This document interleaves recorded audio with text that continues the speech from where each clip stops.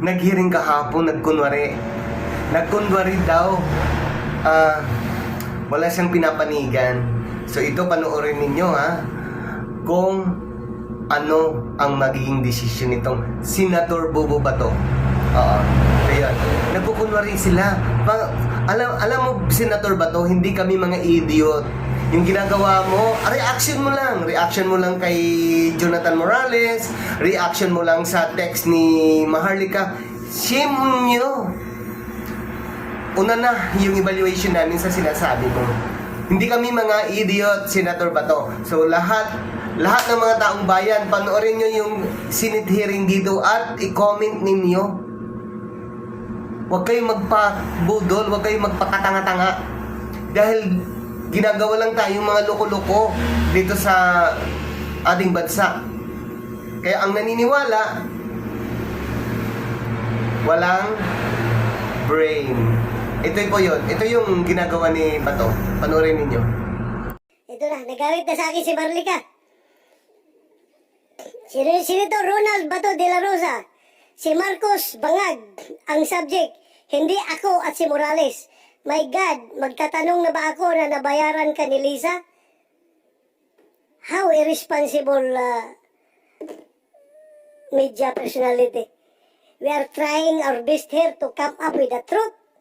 And nothing but the truth. Wala tayong pinapanigan. Good morning everyone. All the way to the World 2004. So nandito na naman sa inyo ang dating Super Makulit. At dito naman nangungulit. Siya nga pala, pag-usapan natin yung mga Senate hearing that was done yesterday. Isa akong mamamayan, isa akong citizen ng Republic of the Philippines at karapatan kong mag-react, mag-comment. Hindi dahil sa meron tayong peace freedom.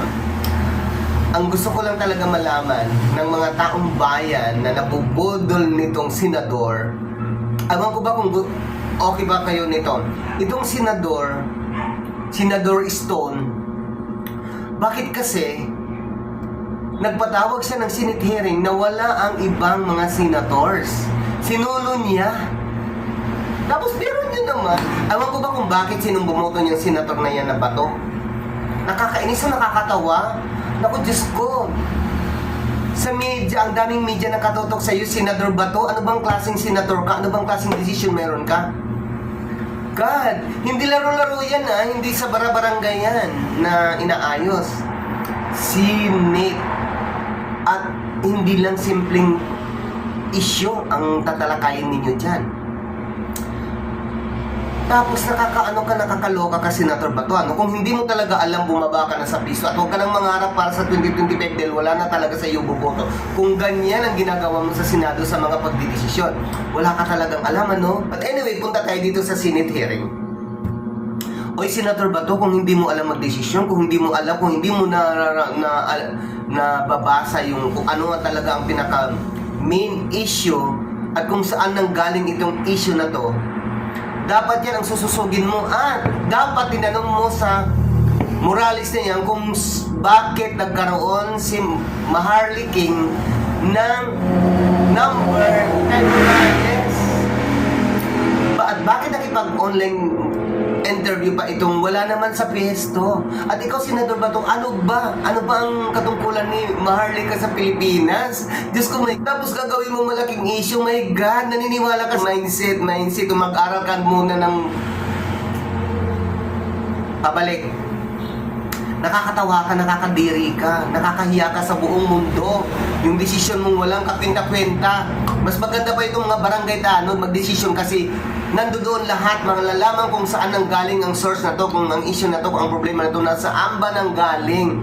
Pero ikaw, nagkukunwari ka pa. Pero mo naman, tumawag lang sa'yo, nag-text lang sa'yo si Maharlika, gagawin mo ng issue dyan sa Senado, sa hearing mo.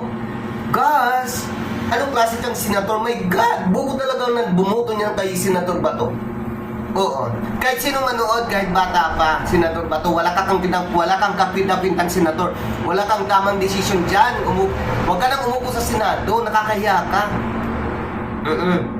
Hindi ako kumakampi sa ating mahal na presidente dahil kahit kailan mula noong magkakandidato pa, siniraan na ni PRRD ang aming Pangulo na si PBBM. Kaysa ito, polboron, kaysa ito walang napapatunayan. Hindi yan mag-a-addict kasi milyonaryo, ano yan? Galing sa rehiliyosang pamilya. Kung kayo mga nag-aadi, kung kayo mga gumagamit ng mga pulburon na yan, huwag niyong isali yung President Ferdinand Bongbong Marcos. Oo. Kasi yan simple yung paninira ninyo at hindi na gumakagat sa amin mga mamamayan. Hindi na kami naniniwala sa inyo. Diyos ko, my God. Kaya ikaw, Senador Bato, bumaba ka na sa pisto. Sinulo mo ang hearing, walang ibang senador dyan naka-attend. Ikaw, sinulo mo? Diyos ko, my God. Oo. Tama nga lang naman. Si Lisa, si First Lady, magbabayad sa iyo para kampihan si President Bongbong. Iniwala namang napapatunayan na adik si President. Hindi yan mag-a-addict, hindi yan magsasayang ng katawan dahil may mga sinabi ang pamilya niyan, may mga sinabi yan. Hindi katulad sa inyo na wala kayong kinabukasan. Pero yan si Bongbong hindi yan gagamit.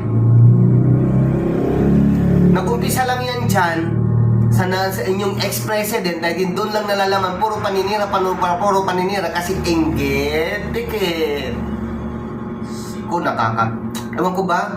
Kaya kayo mga mamamayan, kaya kayo mga Pilipino, butusan nyo pa yan sa susunod na eleksyon yung Senador Bato. Malapit na, next year na. Kung hindi kayo pagbabatuhin ng mga walang kakwinta-kwinta, oh my God, nakakatawa sa hearing, no? Senador Bato. Oh my God. Oh, bibihin mo yung sinasabi mo. Oh, ito yon. Wala kang piyenta. So yun lang po, nakaka-high blood ka, Senador Bato. Hindi ko man sabihin sa'yo na nagkukunwari kang against, nagkukunwari kang galit niya kay Maharlika, nagkukunwari kang, biro mo naman, isa kang senador, kaparte ka ng gobyerno, binabastos yung Presidente PBBM ng isang mong kliyente na Morales. Okay lang ba sa'yo yan? Ano kang klaseng senador? Ha? Ano kang klaseng senador? Bato,